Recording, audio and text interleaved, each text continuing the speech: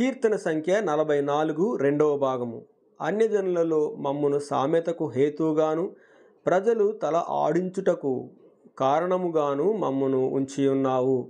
నన్ను నిందించి దూషించు వారి మాటలు వినగా శత్రువులను బట్టియు పగ తీర్చుకొని వారిని బట్టియు నేను దినమెల్లా నా అవమానమును తలపోయుచున్నాను. సిగ్గు నా ముఖమును కమ్మియున్నది. ఇదంతయు మా మీదికి వచ్చినను మేము నిన్ను మరువలేదు. నీ నిబంధన మీరి ద్రోహులము కాలేదు. మా హృదయము వెనుకకు మరలిపోలేదు. మా అడుగులు నీ మార్గమును విడిచిపోలేదు.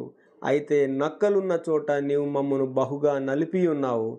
గాఢాంధకారము చేత మమ్మను కప్పియున్నావు. మా దేవుని నామమును మేము మరచియున్న ఎడల, అన్య దేవతల తట్టు మా చేతులు చాపియున్న ఎడల, మా హృదయ రహస్యములు ఎరిగిన దేవుడు ఆ సంగతి పరిశోధింపక మానునా?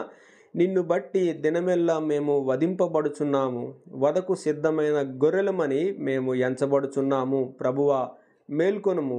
నీవేళ నిద్రించుచున్నావు? లెమ్ము, నిత్యము మమ్మను విడనాడకుము. నీ ముఖమును నీవేళ మరుగుపరిచియున్నావు. మా బాధను, మాకు కలుగు హింసను నీవేళ మరచియున్నావు. మా ప్రాణము నేలకు కృంగి ఉన్నది. మా శరీరము నేలను పట్టియున్నది. మా సహాయమునకు లెమ్ము. నీ కృపను బట్టి మమ్మును విమోచింపుము.